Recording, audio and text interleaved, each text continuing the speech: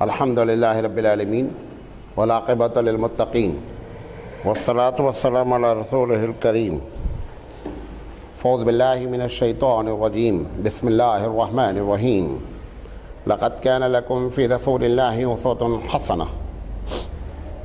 محترم حضرات، ہم سیرت رسول اکرم صلی اللہ علیہ وسلم پر سلسلے وار پروگرام کر رہے ہیں اور آج اس کا 208 نمبر سیریل ہے۔ ہم بات یہ کر رہے ہیں کہ اللہ کے رسول صلی اللہ علیہ وسلم نے سیاسی لحاظ سے امت کی جو تربیت فرمائی وہ کیا تھی، تو اس میں سے ہم نے آپ کے سامنے کچھ بات کی تھی۔ آج جو ہم بات کرنا چاہتے ہیں وہ یہ ہے کہ اگر اسلامی حکومت ہو تو جو پبلک ہے اس کے کیا رائٹس ہوں گے اور حکومت کی کیا کیا ذمہ داریاں بنیں گی۔ ہم انشاءاللہ ایک ایک اس پر بات کریں گے تاکہ آپ کو معلوم ہونا چاہیے کہ اگر اسلامی حکومت دنیا میں ہو تو اس قسم سے پبلک کو فائدہ پہنچ سکتا ہے۔ سب سے پہلی چیز تو یہ ہے کہ اس کی جان کی حفاظت، یہ سب سے پہلا رائٹ ہے۔ کسی بھی آدمی کو انفرادی طور پر اسلامی حکومت میں کسی کی جان لینے کا اختیار ہے ہی نہیں۔ یہ جو آپ بم بلاسٹ کر دیتے ہیں، فلاں کر دیتے ہیں، یہ سارا ٹوٹل رانگ ہے۔ کوئی بھی آدمی کو انفرادی طور پر جان لینے کا حق ہی نہیں ہے۔ مسائل جتنے بھی ہوں سالو کرنے کی کوشش کیے جائے، انفرادی طور پر انڈیویجول یہ نہیں کہا جائے گا ٹھیک ہے آپ اب نپٹ لیں، ایسا نہیں ہوگا۔ ہمارے پاس کسی کی جان لینے کی 5 وجہ ہو سکتی ہے۔ کتنی وجہ ہو سکتی ہے؟ 5 وجہ۔ نمبر 1، کسی نے کسی کا جان بوجھ کر کے قتل کر دیا تو اس کو اس کے بدلے میں مارا جائے گا۔ نمبر 2، کسی شادی شدہ نے زنا کر دیا اور زنا ثابت ہو گیا 4 گواہوں کے ساتھ تو اس کو کیا کر دیا جائے گا؟ اس کی جان لے لی جائے گی۔ تیسری چیز، ایک مسلمان جس نے جان بوجھ کر سمجھ کر اسلام قبول کیا اور اس کے بعد اسلامی حکومت میں اس نے کہا کہ میں اب اسلام چھوڑتا ہوں، اگر وہ چھوڑے گا، ارتداد اختیار کرے گا تو قتل کیا جائے گا۔ تیسری شکل۔ چوتھی شکل، زمین میں یعنی اپنے علاقے میں جہاں پہ رہ رہا ہے، سوسائٹی میں ایسا کام کرتا ہے جس سے فساد ہوتا ہے، اینٹی نیشن کام جسے آپ کہتے ہیں، ملک کے خلاف کوئی کام کرتا ہے، اس میں اس کا پیشہ بھی ہو سکتا ہے، اس کی ذات بھی ہو سکتی ہے۔ مثلا ایک آدمی جان بوجھ کر کے جو ہے وہ کوکین کا دھندا کراتا ہے، اگر اس کی وجہ سے فساد پھیلے گا تو اس کو سزا کے طور پہ قتل کی سزا شرعی عدالت دے سکتی ہے۔ اور 5ویں وجہ، ایک آدمی کے اوپر کسی نے عزت، مال اور اس کی جان پر حملہ کیا اور اسی موقع پر اس نے ڈیفنس کیا اور اس کو مار دیا۔ یہ 5 شکل کے علاوہ کوئی چھٹی شکل نہیں ہے۔ اسی شکل میں کسی کا قتل ممکن ہے اسلام میں، بقیہ کوئی قتل کی وجہ نہیں ہو سکتی۔ یہ جتنا بھی آپ دنیا میں دیکھتے ہیں بم بلاسٹ ہوتا ہے، وہ خودکش بم جاتا ہے، کچھ بھی اسلام میں ایسی پرمیشن ہے ہی نہیں۔ ایک قطرہ بھی خون گرے گا تو اس کا جواب آپ کو دینا ہے۔ قرآن مجید کہتا ہے من قتل نفسا بغیر نفس او فساد فی الارض فکأنما قتل الناس جمیعا، کہ جس نے ایک جان کو مارا یا زمین میں فساد برپا کیا، ایسی شکل میں اس نے پوری سوسائٹی کا مرڈر کیا۔ کیوں؟ سوسائٹی کا مارا تو ایک آدمی کو، اس نے خوف پیدا کر دیا سوسائٹی کے اندر موت کا، اور لوگ اس کی وجہ سے خوف کھا رہے، لہذا اس نے پوری سوسائٹی کو مارا۔ یہودی مذہب میں لکھا ہوا ہے کہ جس نے یہودی کو مارا اس نے انسانیت کو مارا۔ اگر عام آدمی کو مارا تو ایک کو مارا۔ ہمارے ہاں کیا ہے؟ نہیں، جان سب کی ایک ہے، اس میں ہندو، مسلمان، کرسچن، یہودی کا کوئی فرق نہیں ہے۔ اگر ایک بھی مرڈر ہوا ہے تو اس نے انسانیت کا قتل کیا ہے۔ پھر اللہ کہتا ہے وَمَنْ أَحْيَاهَا، جس نے ایک جان بچائی، ایک آدمی کی جان بچائی، فَكَأَنَّمَا أَحْيَا النَّاسَ جَمِيعًا، تو گویا اس نے پوری سوسائٹی اور انسانیت کی جان بچائی۔ یہ دونوں آیتیں ایک چیز، یہ درس ہمارے ٹاپک سے ریلیٹڈ نہیں، لیکن ایک بات بتائیں، یہ دوسری جو آیت ہے اس سے یہ بات بھی معلوم ہوتا ہے کہ اسلامک پالیسی یہ ہے کہ اگر کسی کے جان کا خطرہ ہے اور ہم اس کی جان بچانے کی پوزیشن میں ہیں تو لازم ہے کہ ہم اس کی جان بچائیں۔ مثلا ایک آدمی ڈوب رہا ہے پانی میں، اور آپ یہ جانتے ہیں کہ مجھے پانی سے نکالنے کا گٹس معلوم ہے، آپ سوچتے ڈوبنے دو یار، اپنے سے کیا مطلب ہے، آپ گنہگار ہوں گے۔ آپ کو ہر حال میں کیا ہے، پانی والے سے نکالنا ہے، انسانیت کی حفاظت کرنی ہی کرنی ہے۔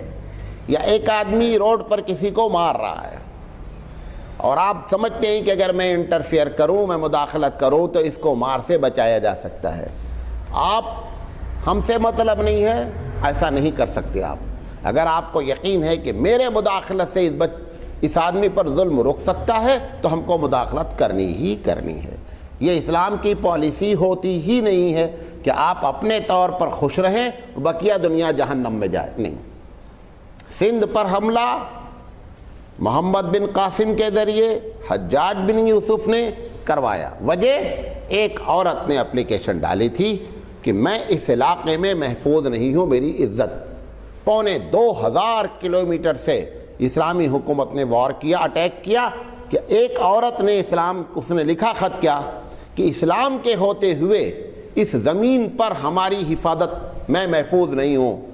حجاج بن یوسف کے پاس جب خط پہنچا، وہ اپنے گورنر آفس میں بیٹھا ہوا تھا، بڑا دلیر، بڑا خوریز قسم کا گورنر تھا۔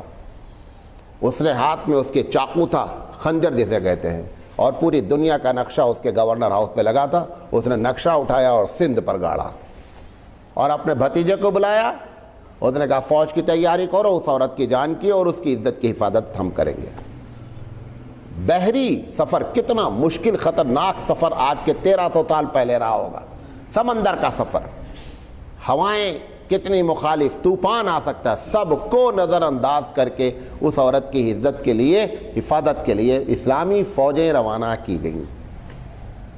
لہذا اس آیت نے یہ بھی پالیسی مرتب کی کہ مسلمان اپنی جگہ اپنی جان کی حفاظت بھی کرے گا، دوسرے کی بھی حفاظت کرے گا، شرط یہ ہے کہ اسے معلوم ہے کہ میں حفاظت کرنے کی پوزیشن میں ہوں۔ یہ سب سے پہلا حق ہے اسلامی رائٹ میں۔ اور اگر مرڈر ہو گیا خدا نخواستہ اسلامی حکومت میں اور قاتل کا پتہ نہیں چل رہا ہے تو قاتل حکومت ہے۔ مطلب کیا ہے کہ حکومت کو اس قتل کی ذمہ داری قبول کرتے ہوئے اخلاقی طور پر اس کا بلڈ منی، اس کا جو پیسہ ہے وہ ہر حال میں اس کے وارث کو دینا ہی دینا ہے۔ یہ نہیں کہہ سکتی کہ میں بہت کوشش کی لیکن پتہ ہی نہیں چل رہا قاتل کا، نہیں۔ آپ کی ذمہ داری ہے کہ اسلامی حکومت عوام کی جان کی نمبر 1 پر حفاظت کرے۔ ایک آدمی بھی ایسا اس دنیا میں نہیں مرنا چاہیے، یا تو قاتل پکڑا جائے یا حکومت ذمہ دار ہو، تیسری کوئی شکل ہمارے پاس موجود نہیں ہے۔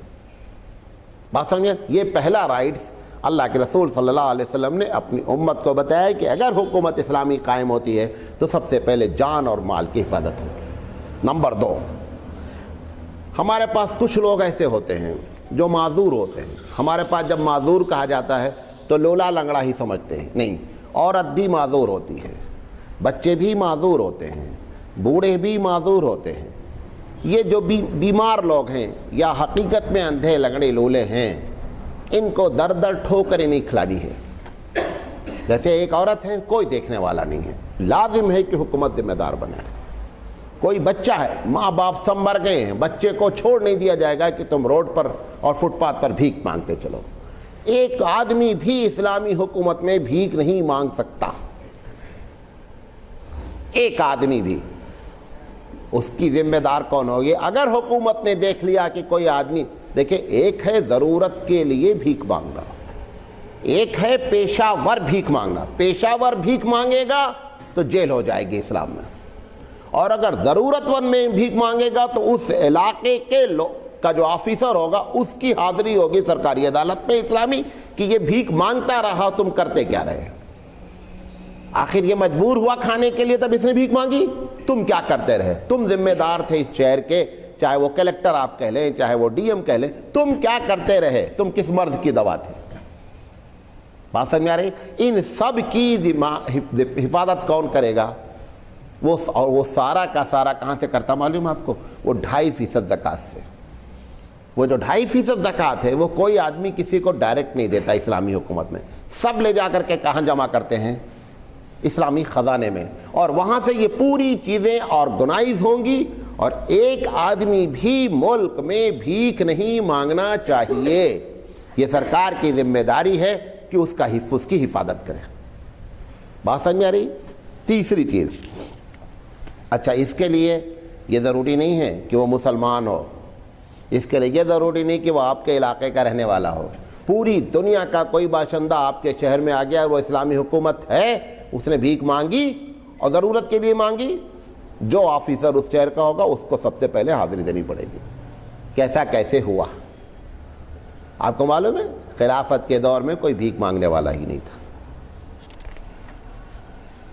نمبر 3، عورت کی عصمت کی حفاظت، چاہے عورت مسلمان ہو، چاہے عورت غیر مسلم ہو، چاہے حالات جنگی ہوں اور چاہے حالات امن کے ہوں، کسی مسلمان کو یہ حق نہیں ہے کسی عورت پر دست درازی کر دے، اس کی عزت سے کھیلنے کی کوئی اجازت نہیں۔ ملٹری جاتی ہے آج دنیا میں، جو ہنگامے کرتی ہے آپ ہم سے زیادہ جانتے ہیں، کوئی چیز ان کے سامنے نہیں ہوتی ہے، لیکن اسلامی عدالت میں یہ عورت اگر جنگ آپ سے نہیں کر رہی ہے، اور اگر جنگ کر رہی ہے تو بھی آپ اس سے فائٹ کریں گے، عزت پر حملہ نہیں کر سکتے، اور اگر گھر میں ہے تو اس سے فائٹ بھی نہیں کر سکتے، اور عزت کی کا تو کوئی سوال ہی نہیں اٹھتا ہے۔ اللہ کے رسول صلی اللہ علیہ وسلم کے سامنے ایک عورت لائی گئی، قیدی بن کر آئی، اس کے سر پر دوپٹہ نہیں تھا، فوجیوں نے چھین لیا تھا دوپٹہ۔ اللہ کے رسول نے پوچھا کون ہے؟ کہا کافر کی عورت ہے، قیدی بن کر آئی ہے۔ کہا اس کا دوپٹہ کیا ہوا؟ کہا کافر ہے۔ کہا عورت ہے۔ اس کی عزت کی حفاظت کی ہماری رسپانسبلٹی ہے۔ آپ نے اپنا رومال مبارک دیا، جس کو لوگ ترستے تھے چھونے کے لیے، آپ نے اپنا رومال مبارک دیا اور عورت کے سر پہ ڈھاکا، کہا اس کے سر پہ پہلے پہنچاؤ۔ یہ ہیں وہ رسول رحمت جن کو رحمت للعالمین کا ٹائٹل دیا جاتا ہے، اور آپ اور ہم اس رسول رحمت کی کیا ہیں؟ امتی ہیں۔ یہ ہمارا کیریکٹر ہونا چاہیے۔ عورت کی عصمت کے بارے میں اتنی سخت تاکید ہے جس کا کوئی جواب نہیں ہے، وہ چاہے جنگ کے حالات ہوں گے چاہے غیر مسلم ہوں گے، اس میں اور مسلمان میں کوئی فرق ہی نہیں ہے۔ ہم کو ہر حال میں عورت کی عصمت کی حفاظت کرنی ہی کرنی۔ ایک تو کیا ہے کہ خود دست درازی کرنا، دوسرا یہ ہے کہ دست درازی ہوتے ہوئے برداشت کرنا، یہ بھی نہیں کر سکتے۔ اگر ایک عورت کو راستے میں کوئی چھیڑ رہا ہے اور آپ جانتے ہیں کہ میرا یہ کچھ نہیں کر سکتا، اگر ہم بولیں گے تو دو چار لوگ اور آپ کو انٹرفیئر کرنا ہے، چاہے وہ کافر کی ہو، چاہے بندی لگا کے جا رہی ہو، اور چاہے وہ اسکرٹ پہن کر جا رہی ہو، اور وہ چاہے برقع پہن کر جا رہی ہو، آپ کو اس آدمی سے بولنا ہے کہ آپ اس کو کیوں چھیڑ رہے ہیں۔ وہ چھیڑتا ہی اسی لیے ہے کہ دنیا والوں نے یہ طے کر رکھا ہم سے مطلب نہیں، ورنہ اس کی ہمت نہیں ہوتی کہ راستے میں کسی عورت کو چھیڑتا۔ اگر سارے لوگ اس قانون کی پابندی کرتے ہوتے تو عورتیں محفوظ چلتی۔ اللہ کے رسول نے کیا فرمایا تھا کہ جب اسلامی حکومت قائم ہوگی تو صنعاء سے لے کر مدینہ تک 2500 کلومیٹر کا سفر ہے۔ آپ نے فرمایا عورت سفر کرے گی اور ایک چھوٹے سے کسی چیز سے اس کو ڈر نہیں محسوس ہوگی، امن و امان سے سفر کرے گی۔ اور لوگوں نے دیکھا، اللہ کے رسول سے ایک عورت پوچھنے آئی، سوال مسئلہ پوچھنے آئی، کچھ لوگوں نے پوچھا یہ کہاں سے آئی ہے؟ پتہ چلا یمن سے آ رہی ہے، اکیلے آئی ہے اور کوئی راستے میں اس کو ڈسٹرب کرنے والا نہیں۔ ایسا امن و امان رسول اکرم صلی اللہ علیہ وسلم نے قائم کیا تھا، اور یہ تربیت مسلمانوں کی فرمائی تھی۔ یہ پالیسی ہے، اگر اسلامی حکومت ہوگی تو آپ نے اپنی امت کی یہ تربیت فرمائی۔ چوتھی چیز، معاشی لحاظ سے بھوکا آدمی، ننگا آدمی، زخمی اور بیمار، ان چار کی دیکھ بھال بھی حکومت کو کرنی ہے۔ یہ انہی لوگوں کے لیے ہوگا، جیسے ایک آدمی زخمی ہے، جنگ چل رہی ہے، جیسے ہی زخم کھا کر گر گیا، اب رسپانسبلٹی ہے اسلامی ملٹری کی اس کو لے جانا اور علاج کرنا۔ بھلے دشمن ہے، رکھیں گے قید میں، لیکن ایسا نہیں ہو سکتا کہ اس کو تڑپتا چھوڑ دیا جائے گا۔ میدان جنگ میں یہ ریڈ کراس والوں نے ہم ہی سے سیکھا ہے، یہ ہم سے سیکھا ہے، نام نہیں لیتے ہیں، سیکھا ہم سے ہے۔ اگر وہ گر گیا زخم کھا کر کے، گھر کی ہم ہی سے لڑ رہا تھا اور اب اس کے ہاتھ میں تلوار بھی نہیں ہے اور وہ زخموں سے چور ہے، آپ اس کو اٹھائیں گے، اٹھا کر لے جا کر کے خیمے میں ڈالا جائے گا، اس کا علاج معالجہ ہوگا، وہ بعد میں جو فیصلہ ہوگا قیدی کا وہ ایک الگ معاملہ ہے، لیکن وہاں پہ چھوڑا نہیں جا سکتا اور نہ اس کو تڑپتے ہوئے جانا۔ جب جنگ میں ایسا ہے تو شہر میں ایسا کر سکتے آپ؟ سوال ہی نہیں اٹھتا، سوال ہی نہیں اٹھتا۔ جہاں جنگ کے میدان کا یہ قانون ہو وہاں پہ یہ قانون بنا دیا گیا کہ شہر میں کوئی زخمی ہے، کوئی پڑا ہوا ہے، یہ جتنے لوگ شہر میں کوئی گھرچ رہا ہے، ہم روزانہ گزرتے رہتے ہیں، یہ سب کام کرنے کے ہیں۔ ابھی اسی شہر میں ایک آرگنائزیشن چھوٹی سی ہو کہ بھائی شہر میں ایسے جس علاقے میں بوڑھے ہیں جو بھیک مانگ رہے ہیں کھانے کے لیے، ان کا ایک گھر بنا دیا جائے، 100-200 آدمی کا خرچہ مسلمان۔ آپ دنیا آپ سے پوچھے کون لوگ ہیں آپ بھی موٹر سائیکل سے گزرتے ہیں جو اللہ پر ایمان رکھتے ہیں، وہ بھی موٹر سائیکل سے اس بوڑھے کو گزرتا دیکھتا ہے جو اللہ پر ایمان نہیں رکھتا۔ اسی لیے آپ کی اور ہماری کسی حرکت سے کوئی آدمی اسلام سے متاثر نہیں ہو رہا ہے، کیونکہ ہماری اور اس کے چلن میں کوئی فرق محسوس نہیں ہوتا ہے۔ ہبلی اتنا بڑا شہر ہے، ریلوے اسٹیشن پر پانی کا ٹینک لگا ہوا ہے، کسی ایک مسلمان آرگنائزیشن کا لگا ہوا نہیں ہے۔ ہزاروں لوگ گزرتے ہوں گے، دیکھتے ہیں جین فلاں، آپ سے متاثر ہوں گے، وہ اس سے متاثر ہوگا۔ ٹھنڈے پانی کا انتظام اس نے کیا ہے، سکھایا آپ کو گیا تھا۔ یہ جو مسلمانوں کے حالات خراب ہے، ٹوٹل ہم اپنے رسول کے طریقے سے کیا ہے ہٹ چکے ہیں۔ چند چیزیں محدود ہیں، بڑی پابندی سے نماز پڑھ رہے ہیں، فلاں کر رہے ہیں، حج کرنے جا رہے ہیں، یہ کام کون کرے گا؟ آپ کی نماز سے آپ کے بازو والے سے لے کر آپ کے شہر والے تک کوئی فائدہ نہیں پہنچتا ہے۔ آپ کی نماز سے آپ کی ذات کو فائدہ پہنچتا ہے۔ جب آپ سوشل سروس کرتے ہیں تو پبلک کو فائدہ پہنچتا ہے۔ جب تک ہمارے مزاج میں یہ سوشل سروس نہیں آئے گی تب تک آپ سے کوئی متاثر نہیں ہو سکتا۔ اور جس کی آپ دعوت دینا چاہتے ہیں، جس دین کی، یہ بات یاد کر لیں، نوٹ کر لیں، جس کی پالیسی میں دعوت ہے اس کو ہر حال میں سوشل سروس کرنا ہی کرنا ہے۔ لوگوں کو متاثر کرنے کی چیز صرف سوشل سروس ہے۔ کرسچینٹی نے اس ہندوستان میں اپنے قدم جمائے 2 وجہ سے۔ آج بھی ہندوستان کے بڑے سے بڑے ہاسپٹل کس کے انڈر میں ہیں؟ مشنریز کے انڈر میں۔ تمہارے پاس کیا ہے؟ یہی ہبلی اتنا بڑا شہر ہے، کون سا ایسا ہاسپٹل ہے جو غریب کے لیے بنا دیا ہو مسلمانوں نے؟ پیسے کی کمی ہمارے پاس نہیں ہے، سوچ کی کمی ہے۔ پیسے کی کمی نہیں ہے، سوچ کی کمی ہے۔ یہی آپ کے یہاں کی کیلی سوسائٹی کیا کیا کام نہیں کرتی ہے، جن کو آپ کہتے ہیں کہ بت کے پجاری ہیں، جن کو آپ کہتے ہیں کہ یہ ان کو عقل نہیں ہے، بڑے سے بڑا ہاسپٹل چلا رہی ہے، انجینئرنگ کالج چلا رہی ہے، آپ کا کیا ہے؟ کچھ نہیں ہے، سوچ ہی نہیں ہے۔ کرنا تو بات کی بات ہے۔ رسول اکرم صلی اللہ علیہ وسلم کے زمانے میں اور اس کے بعد جب حضرت عمر رضی اللہ تعالیٰ، عثمان رضی ان کے زمانے آئے، راستوں میں درخت لگوائے گئے، راستوں میں پانی کا انتظام کیا گیا کہ مسافر کہاں ٹھہریں گے۔ ایسا نہیں تھا کہ مسافر ٹھہرنے والے مسلمان تھے، XYZ کوئی بھی ہو سکتا تھا۔ تب لوگ مسلمان ہو کر دھڑا دھڑ اسلام قبول کرتے تھے۔ تڑا تڑ نکلتے ہیں اور جوتے مارتے ہیں ہم کو۔ اس کی وجہ یہی ہے کہ یہ ہمارا کیریکٹر ہے۔ اور یہ بھی بتا دیں آپ کو، علامہ اقبال نے کہا ہے کہ محمد سے وفا تو نے تو ہم تیرے ہیں۔ اللہ کا جملہ علامہ اقبال نقل کرتا ہے، شاعر مشرق، کہ اگر تم محمد کے بن جاؤ تو اللہ کہتا میں تمہارا ہوں۔ قرآن مجید میں ایک جگہ کہا ہے، اللہ کی بات کو سے پہلے رسول کی بات رکھی، اطیعوا الرسول، رسول کی اطاعت کرو۔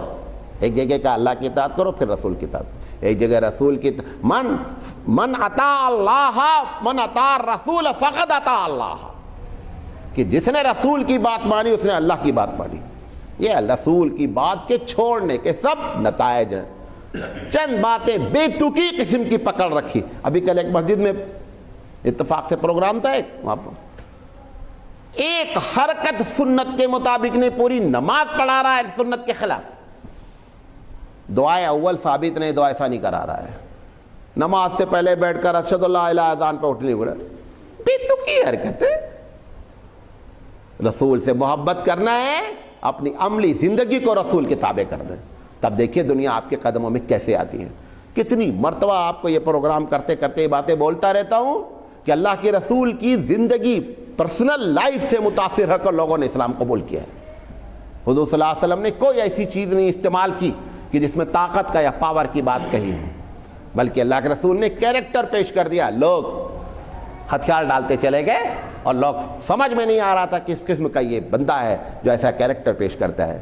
ہم اس رسول کے امتی جس نے اپنا کیریکٹر پیش کر ہماری تربیت کی. پورے شہر میں یہاں سے لے کر وہاں تک گزرتا ہوں, جتنے بڑے شہر ہیں ہر اسٹیشن پہ واٹر کولر لگا ہے, ایک بھی مسلمان آرگنائزیشن کا نہیں لگا ہے.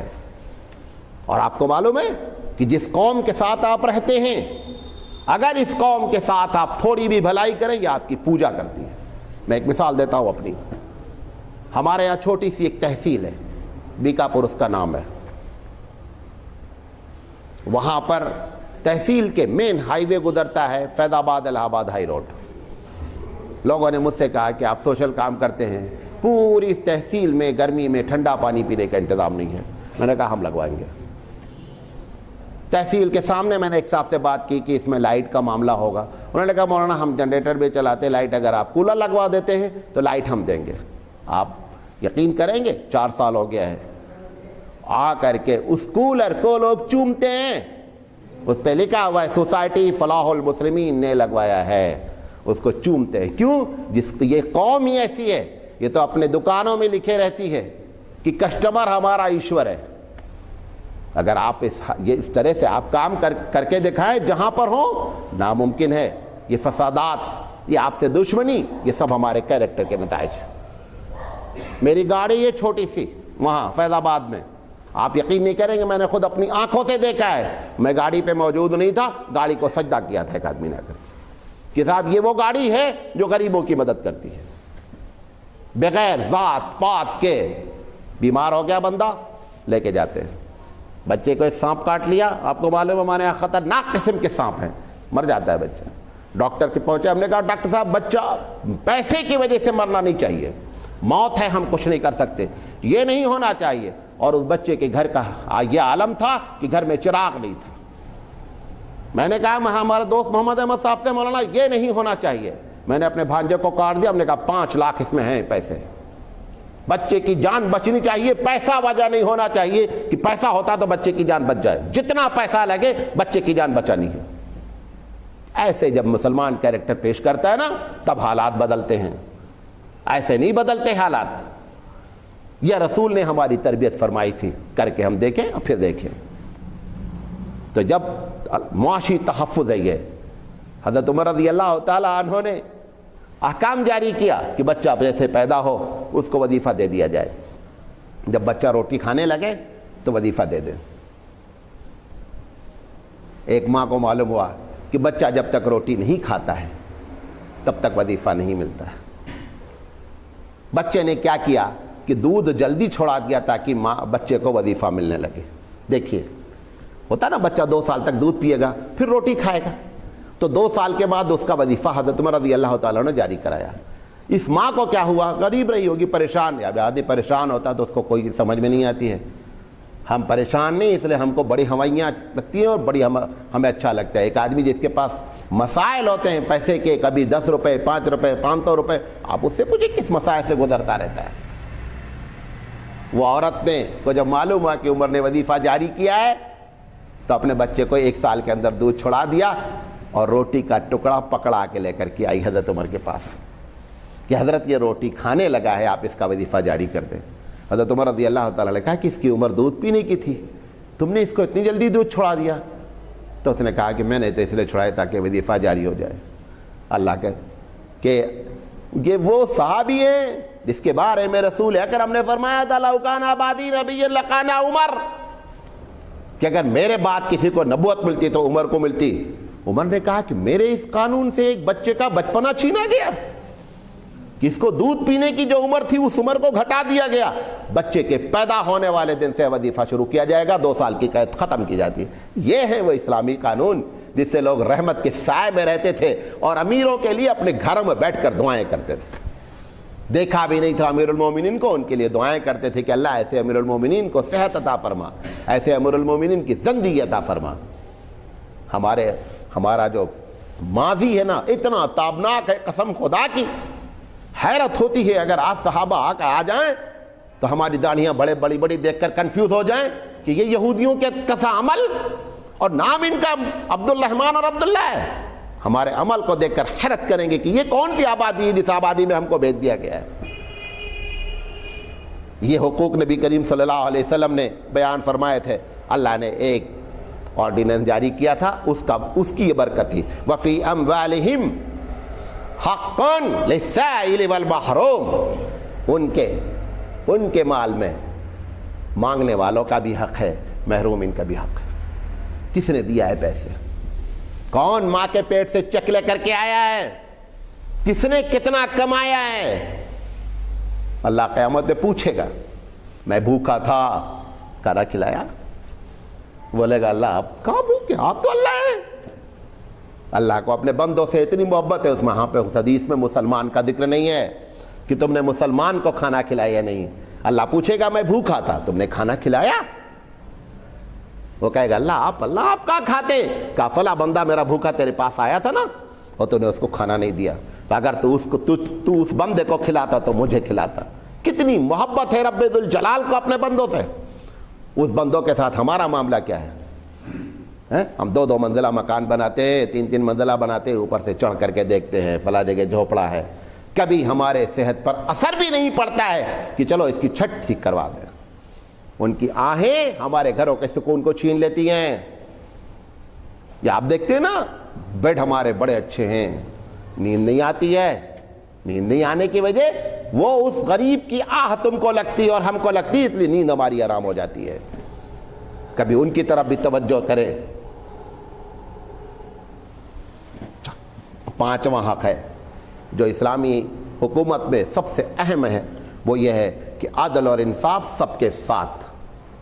کوئی بھی ذرہ برابر کا فرق نہیں ہونا چاہیے. نبی کی ذات ہے, یہودی اور مسلمان مقدمہ لے کر پہنچے, اس کے پہلے بھی آپ کو بتایا تھا. اللہ کے رسول نے گواہان سنے, وٹنس سنی, سننے کے بعد یہودی کے حق میں فیصلہ فرما دیا. مسلمان بڑی توقع سے گیا تھا, میں تو لا الہ الا اللہ بولتا ہوں, تیرے اس نبی کا امتی ہوں, فیصلہ میرے حق میں ہونا ہے. اللہ کے رسول نے یہودی کے حق میں فیصلہ سنا دیا. کیوں؟ کیونکہ گواہ اس کے حق میں تھے اور وہ سچ تھا. یہ ہے اسلامی عدالت. یہ تو چھوڑو, امیر المومنین حضرت علی کرم اللہ وجہہ کے خلاف مقدمہ آیا. چیف جسٹس ایک دوسرے صاحب تھے, مقدمہ تھا ان کی زرہ چوری ہو گئی. کس کی؟ حضرت علی کو. بازار میں زرہ, وہ جو چور مال بکتا نہیں وہاں سامان بک رہا تھا. ان کے غلام نے پہچان لیا, حضرت علی سے کہا کہ حضرت آپ کی زرہ وہاں پر ہے, وہ فلاں بندہ بیچ رہا ہے. حضرت علی نے جا کر اس سے کہا کہ کس کی زرہ؟ کا میری ہے. کس سے بات کر رہا ہے؟ امیر المومنین سے ہے. کہا تمہارے پاس کوئی گواہ؟ کہا تمہارا دعویٰ ہے کہ میری ہے, یہ میرے قبضے میں ہے. شرعی حکم یہ ہے جو دعویٰ کرے گا وہ دلیل پیش کرے گا. دلیل تم کو پیش کرنا ہے کہ یہ تمہاری ہے, ہم کو نہیں پیش کرنا. میرے تو قبضے میں, تو میری ہے ہی ہے. اسلامی حق قانون بھی یہی ہے کہ الدلیل علی من ادعا, جو دعویٰ کرے گا وہ پروف کرے گا.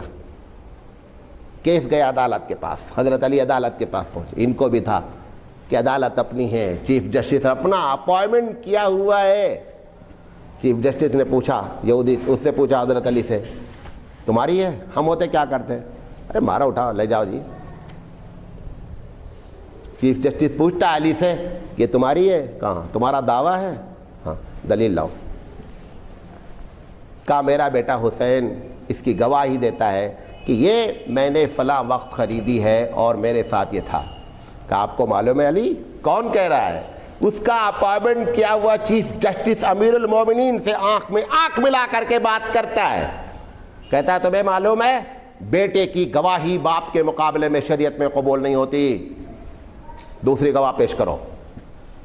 اس نے کہا جب میں نے خریدا تو میرا غلام ساتھ میں تھا. کہا غلام کی گواہی بھی قبول نہیں ہوتی, اس کے علاوہ کوئی تیسری ہو تو پیش کرو. کہا تیسری کوئی گواہی نہیں. کہا یہ یہودی کا مال ہے, آپ کا دعویٰ غلط ہے, آپ کیس ہار گئے.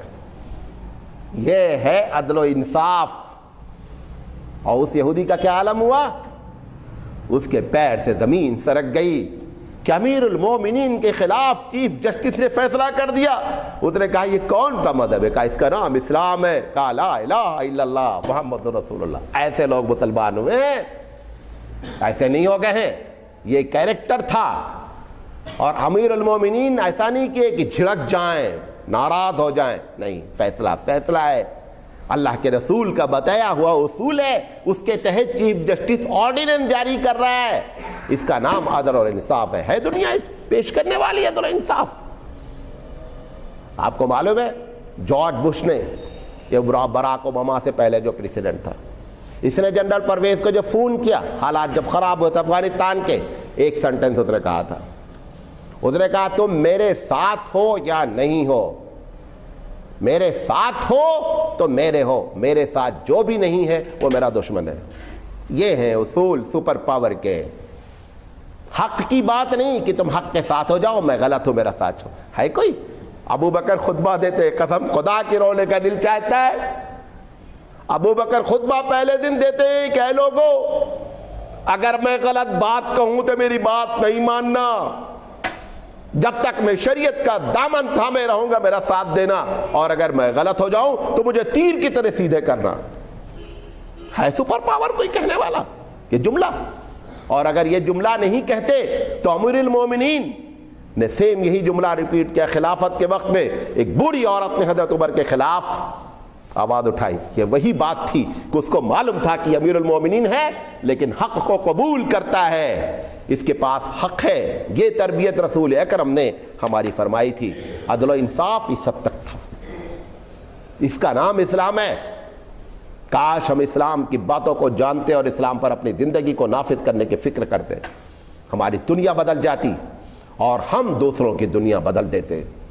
نہ ہم اپنی دنیا بدل پا رہے ہیں اور نہ دوسروں کی دنیا بدل سکتے ہیں, کیونکہ سب سے پہلے دنیا ہماری بدلتی ہے. یہ عدل و انصاف ہے.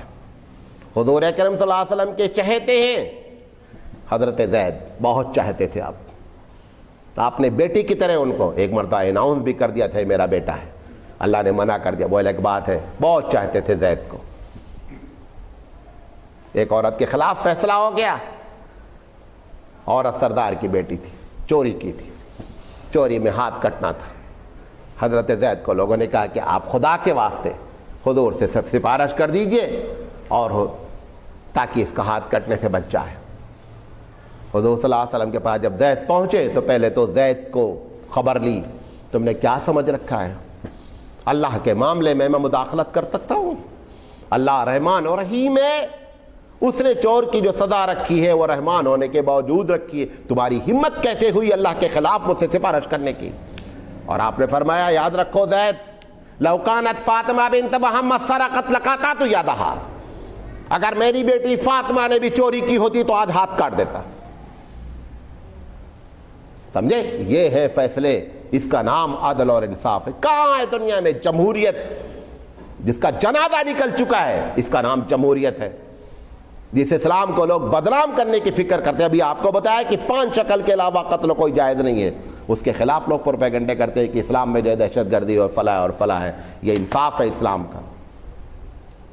آپ کو دن بھر میں شکریہ ادا کرنا چاہیے کہ بغیر ہماری کسی اپلیکیشن کے رب ذوالجلال نے ایسے گھر میں ہم کو پیدا کیا ہے, ایسے مذہب میں پیدا کیا ہے, اور ایک ایک چیز جس کی واضح ہے, ایسی شکل میں ہم کو اللہ کا شکر ادا کرنا چاہیے. اس کے بعد چھٹی چیز کوآپریشن ہے. اسلامی حکومت میں کوآپریشن, اسلامی حکومت خود مدد کرے اور پبلک کی مدد کرے. اللہ تعالیٰ کہتا ہے تعاونوا علی البر والتقوی, کہ لوگوں بھلائی کا جو بھی کام ہو مسلمان کر رہا ہے. ایک غیر مسلم فیض آبادی کا واقعہ بتاتے ہیں. بجرنگ دل بہت ہی آپ کو معلوم ہے خطرناک تنظیم. فیض آباد کے ایک علاقے میں, آج کے 25 سال پہلے کی بات بتا رہا ہوں, فیض آباد کے ایک علاقے میں طوائفیں رہتی تھیں.